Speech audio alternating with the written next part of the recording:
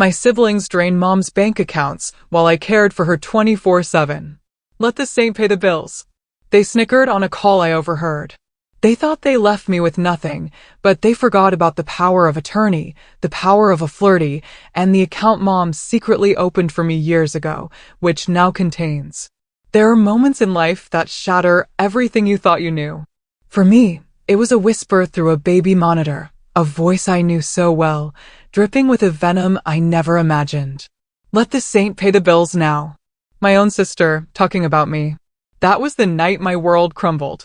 Exhaustion has a way of playing tricks on your mind, making you believe you're hearing things that simply aren't there. But that night, there was no mistaking it. Crystal clear, through Mom's baby monitor, I heard Lily's voice, laced with pure mockery. Let the saint pay the bills now. My name is Savannah, and for the past 8 months, I hadn't slept more than 3 consecutive hours. That's how long it had been since Mom's devastating diagnosis, since I dropped everything to move back home and become her full-time caregiver. My siblings? Lily and Jonas? Oh, they promised to help. Their version of help usually involved an occasional Venmo transfer and emoji-filled texts asking, "How's Mom doing?" Earlier that day, Lily had texted, "Did you get my transfer? $200 for groceries. Tell Mom I love her." I just stared at my phone, a cold dread creeping in as I thought about the $1,800 pharmacy bill sitting on the kitchen counter. $200 for groceries. A transfer. I typed back, "Got it. Thanks," adding a heart emoji because, well, that's what good sisters do, right? The kind of sister who would drop everything for family. Then the baby monitor crackled again, pulling me from my weary thoughts. Mom was supposed to be sleeping. But I heard multiple voices in her room. Not just Mom's weak whisper, but 2 others, distinct and familiar. She's such a martyr. Always has been. Lily's voice again. Remember when she gave up that scholarship to community college because Mom had the flu? Classic Savannah. Jonas chuckled, a sound that felt like a punch to my gut. Hey, did you move the last bit from the savings account? My heart stopped. It literally seized in my chest. I snatched the monitor, pressing it closer to my ear, sitting bolt upright in my worn armchair, every ounce of my exhaustion forgotten. Clean as a whistle, Lily replied, almost bragging. Between the 2 of us, we've managed to protect nearly everything. Can't let it all go to medical bills, right? Mom would have wanted us to be taken care of, Jonas agreed. I felt physically sick. The room began to spin around me as every confusing moment from the past few months clicked into place. The bounced checks, the mysterious, insufficient funds notices, Mom's worried confusion about missing bank statements. It all made a horrifying, sickening sense. How much did you get? Jonas asked. About $60,000 total. Would have been more, but that photography equipment wasn't cheap. My hands, now trembling uncontrollably, fumbled for my phone. I pulled up Mom's banking app.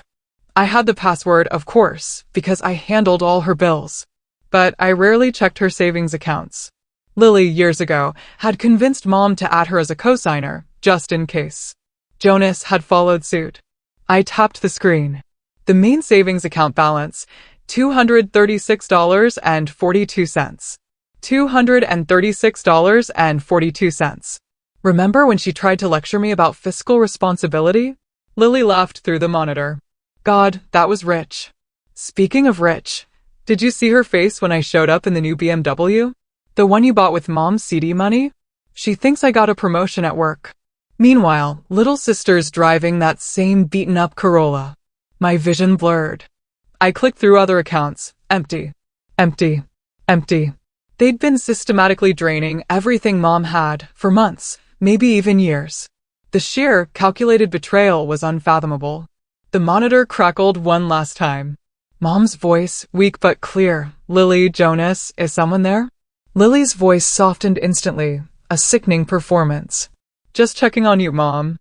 Go back to sleep. Then, a sharp whisper. Where's Savannah? Probably passed out somewhere. You know how dramatic she gets about being tired. I heard footsteps, then the soft click of Mom's door closing. Their voices faded as they moved down the hallway. We should get going, Jonas said. Savannah might come up soon. Please. She's probably writing in her diary about how hard her life is. Their laughter, cold and cruel, faded. The front door opened and closed. Through my window, I watched Lily's sleek BMW pull away, followed by Jonas's leased Mercedes. My phone buzzed. A text from Lily. Stop by to see Mom. She was sleeping so peacefully. You're doing such a great job, sis. My fingers flew across the keyboard, ready to type, how dare you. But I deleted it. My hands were shaking too hard to form coherent words. Instead, I walked to Mom's room, my sock-covered feet silent on the carpet. She was awake, staring at the ceiling, her eyes fixed on some point far away. Did you hear them? She whispered as I approached. Yes. I'm so sorry, Savannah. Her hand found mine in the darkness. But do you remember what I told you about the safe house? I froze. 3 years ago, Mom had pulled me aside after her first cancer scare. She'd whispered something about a folder, about waiting for the right moment. I'd dismissed it as medication-induced confusion, a symptom of her illness. Now, her grip tightened on my hand. Check my filing cabinet, she said, her voice stronger, more urgent. Bottom drawer, the folder marked Safe House. Mom, you need to rest, I pleaded, but she cut me off. Now, Savannah. Before they come back. Before they take everything. I kissed her forehead and went to the cabinet. The folder was there, thick with documents I couldn't make out in the dim light. My phone buzzed again. Jonas, this time. Thanks for holding down the fort, sis. Don't work too hard. I stared at the message, then at the heavy folder in my hands. Something inside me shifted. A lifetime of being the good sister, the accommodating one, was crumbling into dust. Game on. Midway subscribe line asterisk by the way, if you're still with me and can believe this family drama, make sure to hit that subscribe button. Trust me, more unbelievable stories like this are always brewing. Main story, count the documents in the Safe House folder felt impossibly heavy as I spread them across the kitchen table. Dawn was breaking outside, painting the sky in soft purples and oranges, but I hadn't slept a minute. My coffee, long forgotten, had gone cold hours ago. Power of attorney forms, meticulously detailed bank statements, investment account details, all notarized, all dated 3 years ago. And a handwritten note from Mom. When they show their true colors, call Randall. He knows what to do. My phone rang, making me jump. Lily. Hey, sister dearest. Her voice was syrupy sweet, a stark contrast to the venom I'd heard just hours before. Just checking if you need anything. Jonas and I were thinking of stopping by later. Actually, I kept my voice steady, my heart pounding a frantic rhythm. I was looking at Mom's accounts. There seemed to be some discrepancies. A beat of silence. What do you mean? She finally asked, a hint of steel entering her tone. Large withdrawals. Missing funds. Nearly $100,000 gone. Oh, honey, her tone instantly shifted to patronizing concern. You're exhausted. You're seeing things. Maybe you should take a break. Jonas and I can watch Mom for a weekend. I have the statements right here, Lily. Listen, she said, dropping the sweetness entirely. Mom asked us to help manage her finances. We're protecting her assets. You're too emotional about all this by emptying her accounts. Don't start drama, Savannah. It's not a good look on you. I hung up. There was no point arguing with a brick wall. I texted Jonas. We need to talk about Mom's money. His reply came instantly, a carbon copy of Lily's script. Don't know what you mean. Been helping with bills when I can. Maybe you need some rest. Same script, different actor. My hands shook as I opened the final document from the folder. Information for an account I'd never seen before at a private investment firm. Below the account number was a post-it note in Mom's precise handwriting for my daughter who sees clearly. The phone rang again. Unknown number. Savannah. A male voice. This is Randall Quinn, your mother's attorney. My heart skipped a beat. How did you? I've been monitoring the accounts. Your mother asked me to watch for unusual activity. When the primary savings was drained last night, it triggered an alert. You knew this would happen. Your mother knew. She's been planning for this possibility since her first cancer scare. She made me promise not to intervene until they took everything. She wanted He paused. She wanted them to show you who they really were. I gripped the phone tighter, my legs suddenly weak. The room started to sway. What do we do now? Check your email. I'm sending you documents to sign. Once they're notarized, you'll have full power of attorney and control of all accounts, including the one they don't know about. The investment account. $850,000. Your mother's been quietly funding it for decades. Lily and Jonas have no idea it exists. I sank into a chair. $850,000. There's more, Randall continued.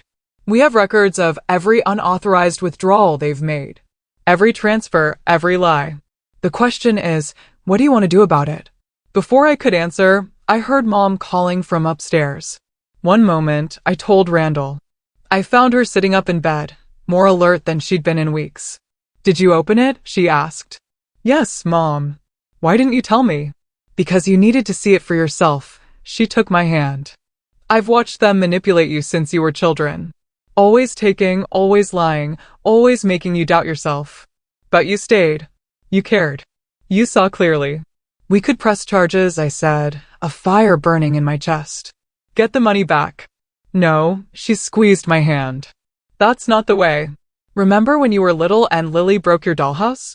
What did you do? I waited until Christmas and gave her my new one. She was so excited. Then I told everyone how she'd broken the first one. Exactly.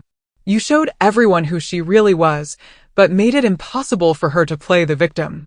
Mom smiled, a tired but knowing expression. The money they stole. Let them keep it. We have something better planned. I went back to the phone. Randall, let's do this quietly. No charges, no confrontation. Not yet. I understand. I'll have everything ready this afternoon. And Savannah, your mother was right about you. After hanging up, I sent a text to both siblings. You're right. I'm probably just tired. Everything's fine. Love you both. Lily replied first. That's our sensible sister. Get some rest. Jonas followed. Knew you'd understand. Family first. I set my phone down and looked at the stack of documents. Proof of their theft, their lies, their manipulation. Years of it.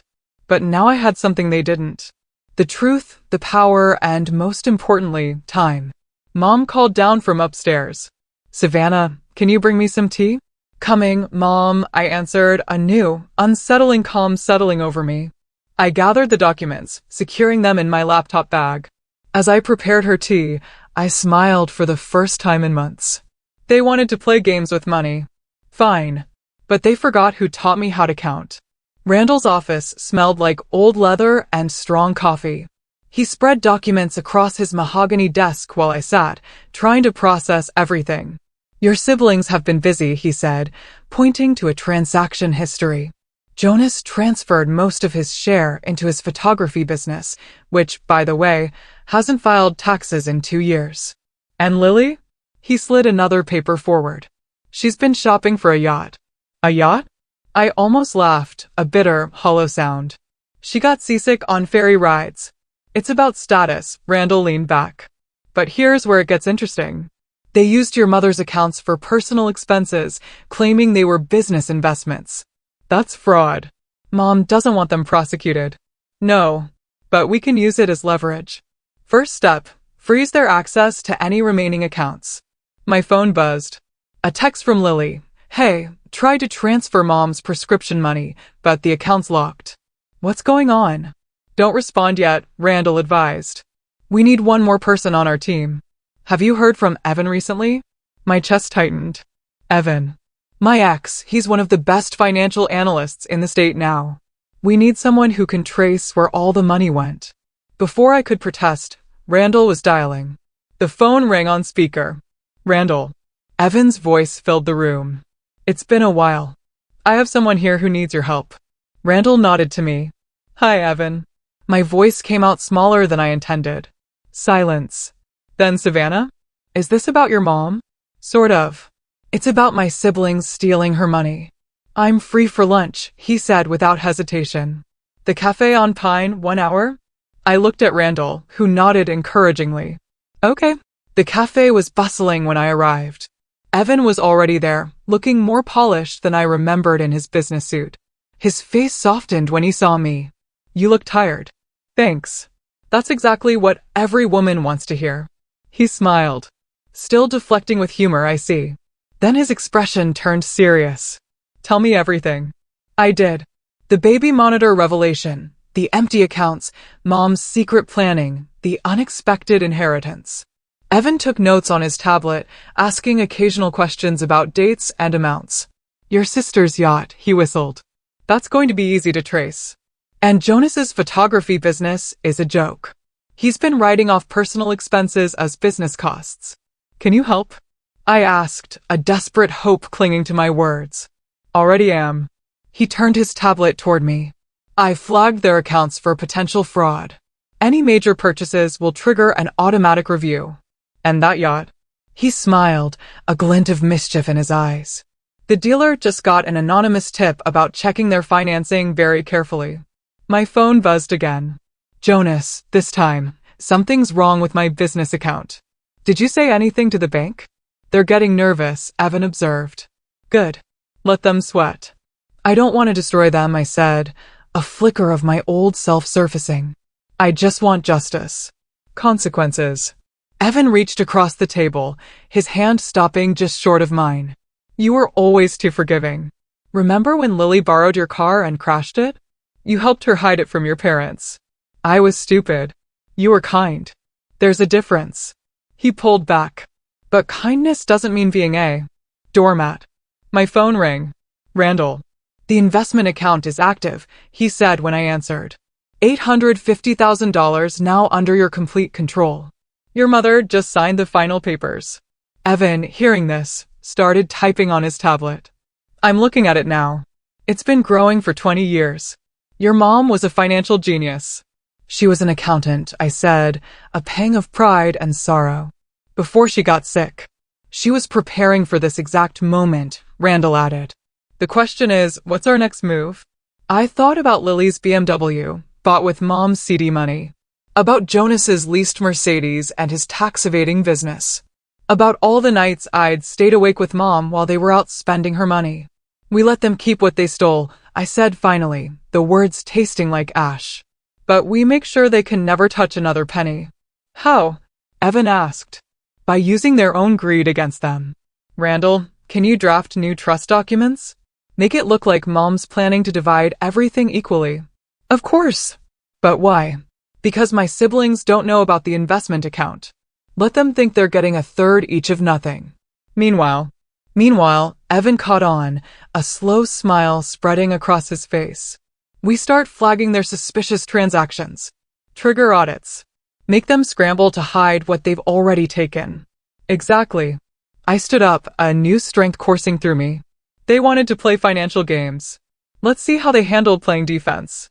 My phone buzzed one more time. A text from Mom. Did you meet with Randall? Yes. Everything's ready. Good girl. Remember, patience before power. I looked at Evan and Randall, my unlikely revenge team. Let's get to work. The first crack in Lily's perfect facade appeared 3 days later. I was changing Mom's 4 when my sister burst into the room, her designer heels clicking angrily against the hardwood floor. What the hell is going on? She waved her phone in my face. My cards are being declined. All of them. I kept my eyes on Mom's 4, my composure unwavering. That sounds stressful. Don't play dumb. The bank's asking questions about unusual activity. Did you say something? Mom stirred in her bed. Lily, why are you shouting? I'm not shouting. Lily's voice rose higher, shrill with panic. I'm trying to figure out why my accounts are frozen. Your accounts. I turned to face her, a small, knowing smile playing on my lips. I thought they were Mom's accounts. Lily's face flushed crimson. You know what I mean. The ones I'm managing for her. Managing? Mom's voice was quiet, but it cut through the room like a knife. Is that what you call it? The room went deadly silent. Lily's perfectly manicured hand gripped her phone tighter. Mom needs rest, I said firmly. We can discuss this downstairs. In the kitchen. Lily paced like a caged animal. Fix this now. Fix what? The accounts you drained? The money you stole? I didn't steal anything. I was protecting Mom's assets. My phone buzzed. A text from Jonas. My business account's locked. What did you do? Looks like Jonas is having similar problems, I said, showing Lily the message. This isn't funny, Savannah. I have payments due. The yacht. I raised an eyebrow, baiting her. She stopped herself. What yacht? The doorbell rang. Evan stood on the porch, his laptop tucked under his arm. Am I interrupting? Who's this? Lily demanded. Evan rose, financial analyst. He set his laptop on the kitchen counter. I've been reviewing some interesting transactions. You have no right. Actually, I cut in. I have power of attorney now, which means I have every right. Lily's face went from red to ashen. Since when? Since Mom signed the papers last week. She was very clear-headed that day. Wasn't she, Evan? Crystal clear, he confirmed, opening his laptop. Now, about these transfers to offshore accounts. This is ridiculous. Lily grabbed her purse. I'm calling my lawyer. Good idea, I said. I'm sure they'd love to explain why you've been writing off personal expenses as business deductions. The BMW payments, for example. She froze at the door. You're bluffing. Am I? I pulled out my phone. Should we call the IRS and find out? The front door slammed so hard the windows rattled. Through the kitchen window, I watched Lily's BMW screech out of the driveway. That went well, Evan said, closing his laptop. My phone buzzed again. Jonas, just got a call from the IRS. What's happening? Phase 1 complete. Evan smiled. Want to start Phase 2? I nodded, pulling up the browser on my phone. With a few clicks, I donated $5,000 to the rehabilitation center where Mom had recovered from her prescription dependency, the same place Lily had called a dump for addicts when Mom needed help. Anonymous donation? Evan asked. For now. But soon, everyone will know exactly where Mom's money is going. And where it isn't. Upstairs, Mom called out. I found her sitting up, more alert than she'd been in days. I heard Lily, she said. She's upset about some financial irregularities. Good. Mom patted the bed beside her. Did I ever tell you about the time Lily stole your college fund? What? You were 17. The money was supposed to be for your first year at State. She convinced me she needed it for her wedding. Said she'd pay it back. Mom's laugh turned into a cough. She never did. Is that why you started the secret account? Partly. I knew someday they'd try to take everything. I just had to wait until they showed their true colors. She squeezed my hand. You were always the invisible one, Savannah. That made you dangerous. My phone buzzed one more time. A text from Lily to both Jonas and me. Family meeting tomorrow. This ends now. I showed Mom the message. She smiled. Perfect. Time for the next move, which is, let them think they've cornered you. Let them make demands. Her eyes sparkled with a clarity I hadn't seen in months. Then show them exactly who they're dealing with. I texted back, sure. Mom's room. 2 p.m. You're enjoying this? Evan observed. No, I said, but I couldn't help smiling. Well, maybe a little. From upstairs, Mom called down, Savannah, bring my old accounting files when you come up. The ones marked Family Trust. I looked at Evan. Ready for tomorrow? He nodded. The question is, are they? The family meeting started exactly how I expected, with Lily making a scene. She's lost her mind. Lily announced to our assembled aunts and uncles on the video call. Savannah's trying to steal Mom's money. I sat quietly beside Mom's bed, letting Lily dig her own grave. Jonas paced by the window, checking his phone every few seconds. Sweetheart, Aunt Marie's voice crackled through the laptop speaker. What exactly is going on? Savannah's frozen all the accounts.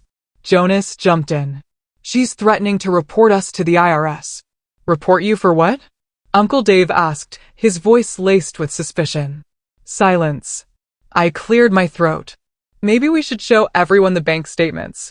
No. Lily and Jonas shouted simultaneously. Why not?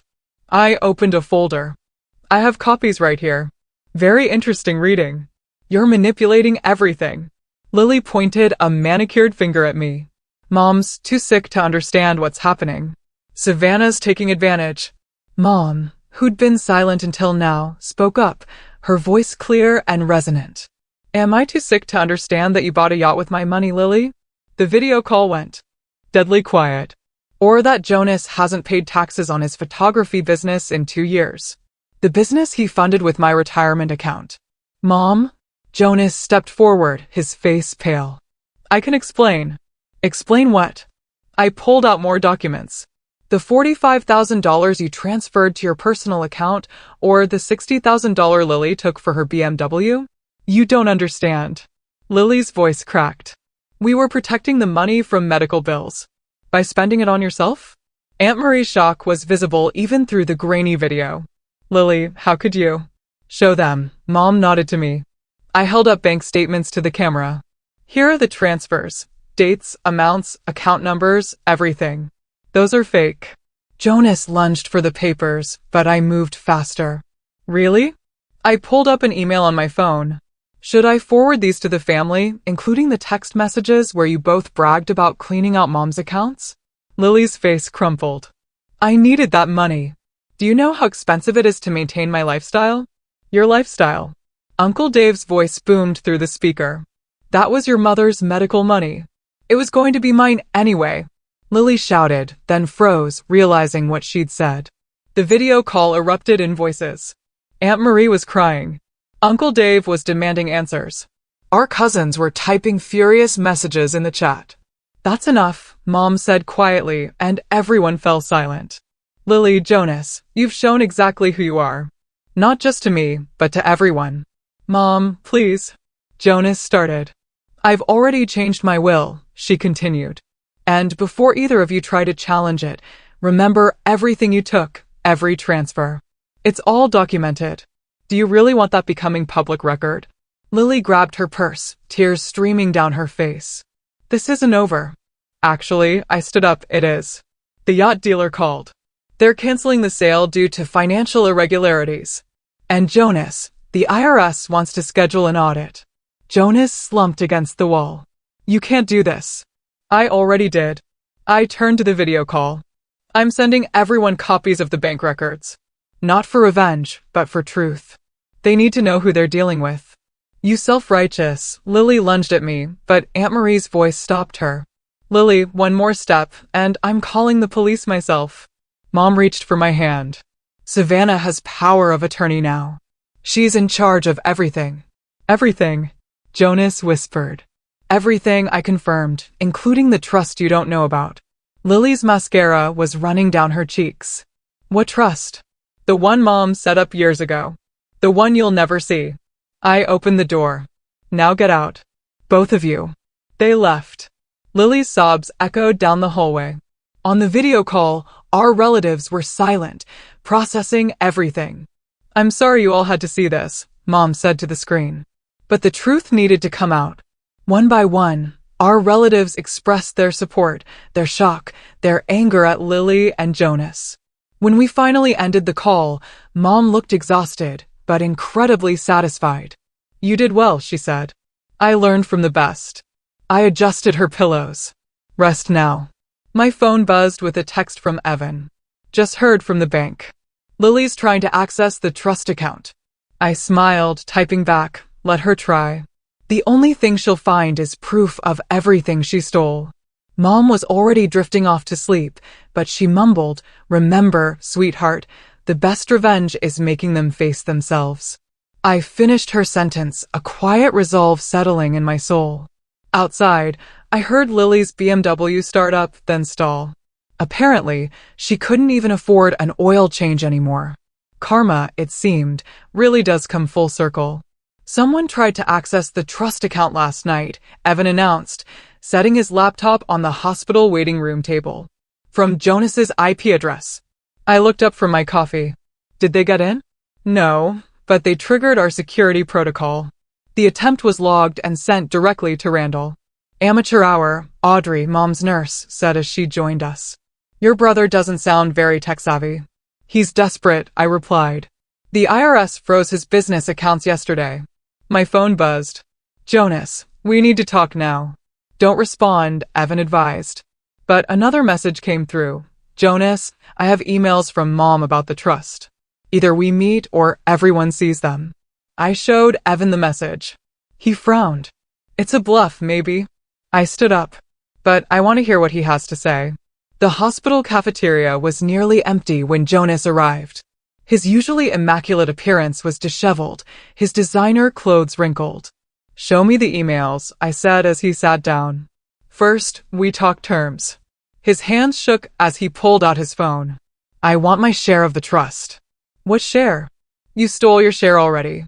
"Don't play dumb, Savannah." "Mom's hidden account." "The big one." I leaned back. "Prove you know about it." He turned his phone toward me. There was indeed an email from Mom's account mentioning a trust worth nearly $1 million. "Interesting," I said. "When was that email sent?" "Last week." I had a friend recover deleted emails from Mom's account. "You hacked Mom's email?" "I did what I had to do." He slammed his hand on the table, making other patients jump. "You think you're so perfect, so righteous, but you're stealing everything for yourself. Like you stole from Mom's retirement? That was different. I needed your photography equipment, your Mercedes. Tell me, Jonas, how many paying clients do you actually have?"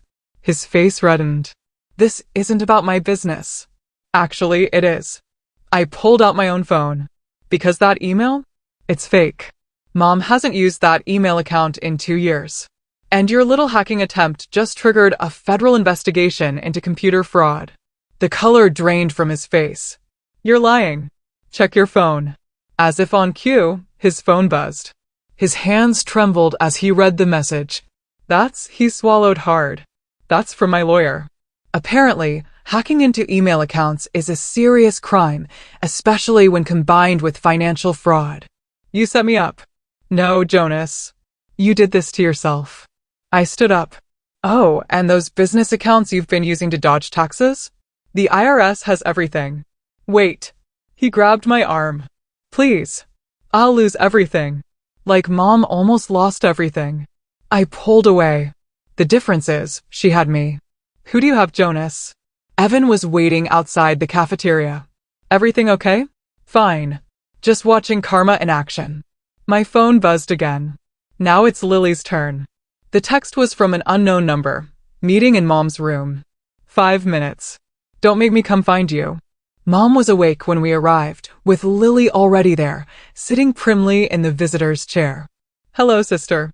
Lily smiled, but it didn't reach her eyes. "I've been having a lovely chat with Mom about family loyalty." "Really?" I checked Mom's vital signs on the monitor. "How's the yacht shopping going?" "I've been doing some thinking," Lily continued as if I hadn't spoken. "Maybe we got off on the wrong foot. We're family, after all." "Is this the part where you threaten me again?" "Threaten? No. She pulled out an envelope. "This is a peace offering. A contract. We split everything 3 ways. The trust, the house, everything. Sign it and all this ugliness goes away." Mom made a sound that might have been a laugh. "What's funny, Mom?" Lily asked, her voice tight. "You still think you're in control?" Mom's voice was weak but clear. "You never did understand the difference between love and leverage." "What's that supposed to mean?" I took the envelope from Lily's hand and tore it in half. "It means no. You'll regret this." Lily stood up, her designer dress rustling. "Both of you. Like we regret trusting you?" I stepped closer. "Or like you'll regret the tax audit that's coming." She froze at the door. "What audit?" "The one triggered by your yacht application. Turns out your income doesn't match your spending. Funny how that works." After she stormed out, Mom reached for my hand. "You got a letter today," she whispered. "In my drawer." I found the envelope, opened it, and read aloud. "Make sure they understand the difference between love and leverage." "When did you write this?" I asked. "Years ago, when I first suspected what they might do," she smiled. "I knew you'd understand when the time came." Outside, we heard Lily's BMW trying and failing to start again. Some lessons, it seems, are more expensive than others. Mom died on a Tuesday morning, peaceful in her sleep. I was holding her hand. Lily and Jonas arrived 20 minutes too late. Their faces were a stark mix of grief and calculation. "We need to discuss arrangements," Lily said, not even waiting for the nurse to finish disconnecting the monitors. "Already taken care of," I replied. "Mom planned everything." "Of course she did," Jonas muttered. "With you." The funeral was small, elegant, and exactly as Mom wanted. I watched my siblings perform their roles perfectly. Lily dabbing her eyes with a monogrammed handkerchief. Jonas supporting her with a brotherly arm around her shoulders. Our relatives kept their distance from them, the recent revelations still fresh. The will reading is tomorrow, Randall told me after the service. Are you ready? Does it matter? Your mother thought it did. She was very specific about the timing. The next morning, we gathered in Randall's office. Lily wore black Chanel, Jonas his best suit. They sat together on one side of the conference table, leaving me alone on the other. Our aunts and uncles joined via video call, their faces serious on the wall-mounted screen. Before we begin, Randall said, I want to confirm that everyone understands this reading is final and legally binding. Just get on with it. Lily snapped, her impatience thinly veiled. Randall opened a thick envelope. Very well. This last will and testament was updated 3 weeks ago, with your mother of sound mind and 2 witnesses present. Jonas shifted in his seat. 3 weeks ago, I said quietly after the accounts were drained. Randall began reading. To my children, Lily and Jonas, who showed their true colors when they thought I was too weak to notice, who stole from their dying mother and mocked their sister's sacrifice. Lily's face went white. Jonas started to stand, but Aunt Marie's voice cut through the video call. Sit down and listen. I leave you exactly what you deserve. Nothing. The room erupted. Lily jumped up, screaming about contesting the will. Jonas knocked over his chair. Due to documented financial abuse and fraud, Randall continued over the chaos, his voice calm and steady. Lily and Jonas are hereby disinherited from all accounts, properties, and assets. You can't do this. Lily turned to me. She can't do this. To my daughter Savannah, Randall read on, who gave up everything to care for me, who showed wisdom beyond her years and strength beyond measure, I leave my entire estate, including all properties, accounts, and the family trust, valued at approximately $1 million total. Uncle Dave's voice boomed through the speakers. Well done, Sarah. Well done. This isn't fair. Jonas slammed his hand on the table. We're getting lawyers. I have documentation of every fraudulent transfer, Randall said calmly. Every stolen dollar, every forged document. Would you like those made public in court? Lily collapsed into her chair, mascara running. Mom wouldn't do this to us. Mom, I stood up, looking at my siblings, my voice unwavering. Mom gave you chances. She watched you drain her accounts. She let you show everyone exactly who you are. This isn't her doing this to you. You did this to yourselves. There's one more item, Randall said. Regarding the family home, Savannah has full ownership, effective immediately. All current residents have 30 days to vacate. Vacate? Jonas went pale. But I've been living in the guest house. And I've been using Mom's studio. Lily added, desperate. Not anymore. I picked up my purse. I'll have the locks changed today. Where are we supposed to go? Lily's voice cracked. Maybe you can live on your yacht, I suggested, a cold satisfaction spreading through me. Oh wait. It got repossessed. The video call erupted in muffled laughter. You're enjoying this? Jonas accused. No. I headed for the door. I'm just making sure Mom's last wishes are respected. Something you never did. Outside Randall's office, Evan was waiting. How did it go? Exactly as Mom planned. I handed him a key. Would you help me change the locks? What about your sister's things? She has 30 days to get them. After that, they go to the women's shelter. Mom would have liked that. My phone buzzed with messages from relatives, support, congratulations, relief that justice was served. But one message stood out from Mom's old number, scheduled to be sent after the will reading. The last chapter isn't about revenge, sweetheart. It's about peace. Find yours. I looked back through the office window. Lily and Jonas sat shell-shocked while Randall packed up his papers. They'd lost everything: money, status, family trust. But somehow, watching them, I felt no satisfaction, just a quiet certainty that Mom's final lesson had been taught. Ready to go? Evan asked. Yes, I said. It's time to close this chapter. Behind us, I heard Lily's voice crack. What are we supposed to do now? For the first time in years, that wasn't my problem to solve. The last box from Mom's bedroom felt heavier than the others. Inside, beneath old photos and faded letters, I found her favorite scarf, the soft blue one she wore to my college graduation, the only one she'd attended. My phone buzzed. A text from Jonas, "Please just talk to me." I set the phone down without responding. Through the window, I watched the moving truck pull up to the guest house where he'd been living. He hadn't paid rent in 3 years. "Need help?" Evan appeared in the doorway, sleeves rolled up. "Almost done." I wrapped the scarf around my neck, its softness a comforting presence. "Just this last box." "Lily stopped by the office today," he said, sitting on the edge of Mom's bed. "Wanted me to look at her finances, see if there was any way to challenge the will." And I told her the truth. She's broke. The IRS audit revealed years of tax evasion. She's looking at serious penalties. The doorbell rang. Audrey stood on the porch with a casserole dish. "Thought you might need dinner," she said, following me to the kitchen. "Moving days are hard enough without all this family drama." "Did you hear about Jonas?" Evan asked her. "The photography studio bankruptcy?" "Hard to miss. It's all over the local business news." My phone buzzed again. "Lily, this time, they're repossessing my car.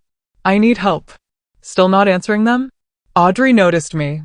Silenced the phone. What's left to say? The sound of a car door slamming made us all look outside. Jonas stood in the driveway, watching the movers empty his living space. "I should talk to him," I said. "Want backup?" Evan offered. "No, this needs to be between us." Jonas looked older somehow, his designer clothes replaced by worn jeans and a faded t-shirt. "They're taking everything," he said as I approached. "You knew this was coming." "I have nowhere to go." "That's not true." I handed him a business card. "This organization helps people get back on their feet. Real jobs, not fake photography studios." He stared at the card. "Why are you helping me?" "Because Mom would want me to." "But Jonas," I met his eyes, a finality in my voice, "this is it. The last time I help." "Lily's worse off than me," he said quietly. "She's talking about moving in with her ex. The one who cheated on her." He tried to smile, but couldn't quite manage it. "Karma's a bitch, right?" "No, Jonas. Karma's just the bill coming due." Back inside, Evan and Audrey had set the table for dinner. The casseroles steamed invitingly. "One more thing before we eat," I said, pulling out Mom's laptop. "I need to send an email." The message was simple. A donation to the elder care facility where Mom spent her final weeks, equal to the amount Lily and Jonas had stolen. In the dedication field, I wrote, "In memory of Sarah Bell, who taught us that justice and mercy can coexist." "Your mom would be proud," Audrey said, reading over my shoulder. "Would she?" "Sometimes I think I was too harsh." "Harsh?" Evan raised an eyebrow. "You could have had them arrested. Instead, you let them keep what they stole and gave them a chance to rebuild." Speaking of rebuilding, Audrey nodded toward the window. Jonas was still in the driveway on his phone. From his expression, the conversation wasn't going well. "Lily, I'm guessing." "Probably," Evan agreed. "I heard she's been calling everyone for money." "Let her call." I closed the laptop. Some lessons have to hurt to matter. My phone buzzed one final time. A message from Randall. "Your mother left one last thing. Come by tomorrow." "Want company?" Evan asked. "No." I touched Mom's scarf. "I think I know what it is." We ate dinner together, talking about everything except family. Outside, the moving truck pulled away, leaving Jonas standing alone in the growing darkness. He looked up at the house once, then walked to his car, not the Mercedes anymore, just a basic sedan. "You know what Mom used to say about revenge?" I asked as he drove away. "What's that?" Audrey passed me more casserole. "That it's like drinking poison and waiting for the other person to die." I smiled, a true, peaceful smile. "But justice is like medicine. It might taste bitter, but it heals everyone eventually. Even them." Evan gestured toward the empty guest house. "Especially them. They just don't know it yet." The house felt different now, lighter somehow, as if years of hidden resentments had finally lifted. Tomorrow, I'd see what final lesson Mom had left for me. But tonight, sitting with true friends who'd helped me through the darkest days, I realized something. Family isn't always here born to. Sometimes it's who you choose to become. And I'd finally chosen well. Ending asterisk mom's final message wasn't just about peace, it was about power. The power to forgive, the power to heal, and the power to choose who truly belongs in your life. She gave me the strength to stand up, not just for her, but for myself. And in doing so, I found a kind of freedom I never thought possible. Call to action. CTA, this journey was incredibly difficult, but Mom taught me so much. I'd love to hear your thoughts. Have you ever had to draw a line in the sand with family? What would you have done in my place? Let me know in the comments below. I really want to hear from you.